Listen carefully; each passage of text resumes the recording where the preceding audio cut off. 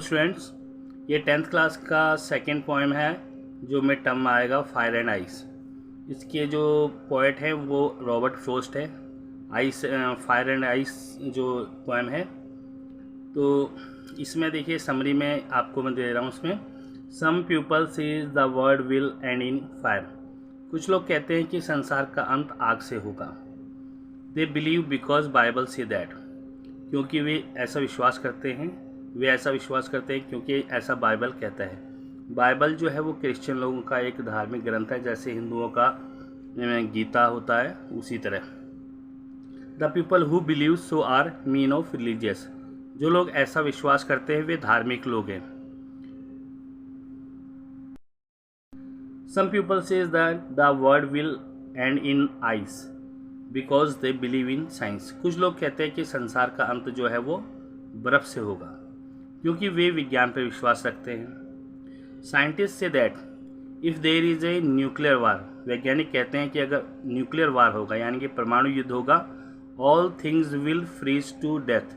सभी वस्तुएं जो है वो सभी चीज़ें बर्फ़ की भांति जमकर समाप्त हो जाएंगी।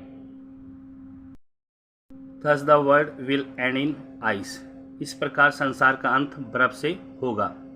The poet says that the world will end in fire. कवि कहता है कि संसार का अंत आग में होगा।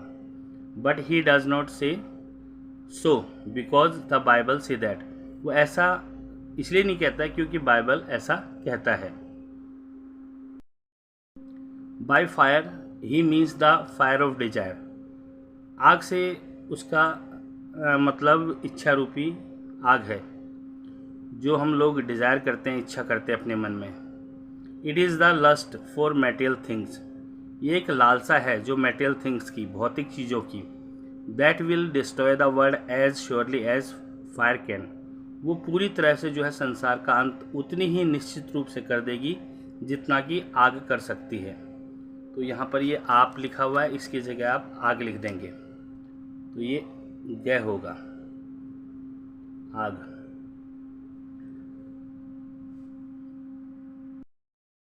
The poet has used fire and ice as the symbol of desire and hate. Poet ने जो है वो फायर का यूज डिजायर के रूप में किया है और आइस का हेट के रूप में।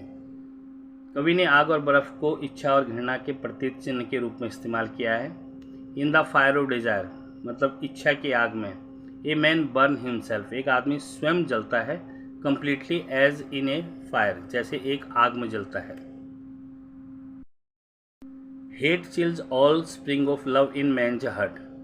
घृणा, ये घृणा होती है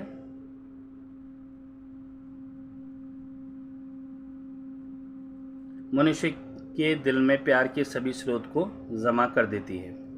तो बच्चों, ये आप लोगों का जो है वो काफ़ी सिंपल वे में समरी है और इसको आप देख लीजिए और इससे इजीली आप इसके आंसर बना सकते हैं। ओके।